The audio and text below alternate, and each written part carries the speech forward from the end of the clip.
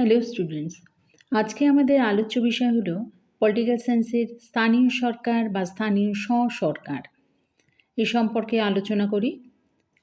তো স্থানীয় সরকার বা স্থানীয় সরকার হলো একটা এলাকার সরকার ভারতের রাজ্যগুলি আয়তন এবং জনসংখ্যা উভয় ক্ষেত্রেই তুলনামূলকভাবে তা বড় হয়।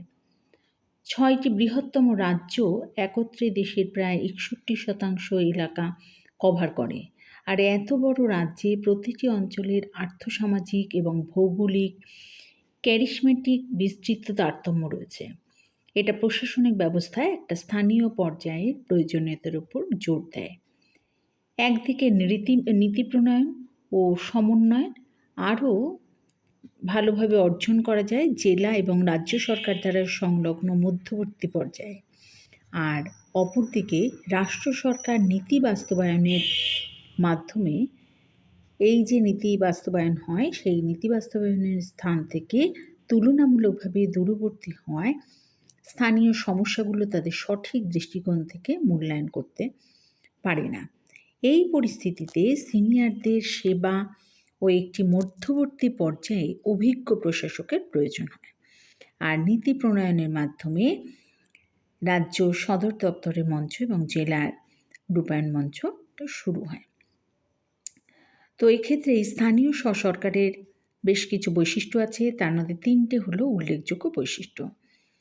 এটা স্থানীয় এলাকার জনগণের মাধ্যমে এটা নির্বাচিত হয়ে থাকে, আর অন্য যে কোনো সরকারের মতো কর ও অন্যান্য ফি আরোপের এর ক্ষমতা আছে, এবং এর কার্যাবলী ও ক্রিয়াকলাপগুলো স্পষ্টভাবে আইনে কিন্তু রয়েছে, যাতে কিনা স্থানীয় আইন প্রণয়নের পরিকল্পনার মধ্যে থাকে সরকার স্বায়ত্তশাসনের একটা ডিগ্রি উপভোগ করে। অতএব স্থানীয় সরকার একটা সংবিধিবদ্ধ একটা সীমিত ভৌগোলিক এলাকার উপর এখতিয়ার প্রয়োগ করে স্থানীয় স্বায়ত্তশাসনের একটা ডিগ্রি সহ গণতান্ত্রিক সরকার গঠন করে।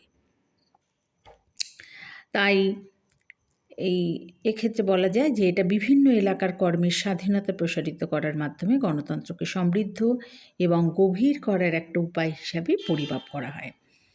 এক্ষেত্রে জন স্টুয়ার্ট মিলের দৃষ্টিভঙ্গি ছিল যে স্থানীয় সরকার শাসন ব্যবস্থায় জনগণের অংশগ্রহণের জন্য পরিস্থিতি তৈরি করে, এবং এই যে পরিস্থিতি তৈরি করে এই পদ্ধতিতে একটা দেশে ভালো নাগরিকত্বের জন্য ব্যবস্থার মহান শিক্ষামূলক মূল্যটাও রয়েছে। স্থানীয় সরকারের দুটি সাধারণ রূপ রয়েছে, যা হলো শহরে স্থানীয় সরকার এবং গ্রামীণ স্থানীয় সরকার। তো এটা হলো দুটি রূপ, একটা শহরের, একটা হচ্ছে গ্রামের। গ্রামীণ এলাকায় আমাদের পঞ্চায়েতি রাজ প্রতিষ্ঠান রয়েছে। ৭৪তম সাংবিধানিক সংশোধনী অনুসারে শহরে স্থানীয় সরকার রয়েছে। এটা 3 ধরনের শ্রেণীবদ্ধ এক্ষেত্রে করা হয়েছে।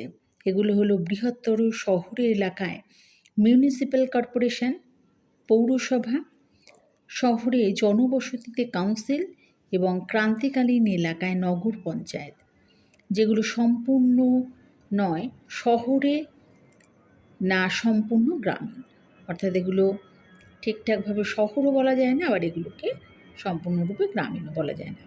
তাই এই ধরনের পৌরসভার আঞ্চলিক এলাকায় ওয়ার্ড কমিটি গঠনের মাধ্যমে পৌর প্রশাসনের বিকেন্দ্রীকরণের জন্য দেয়, যেখানে জনসংখ্যা 3 লাখেরও বেশি হয়ে থাকে।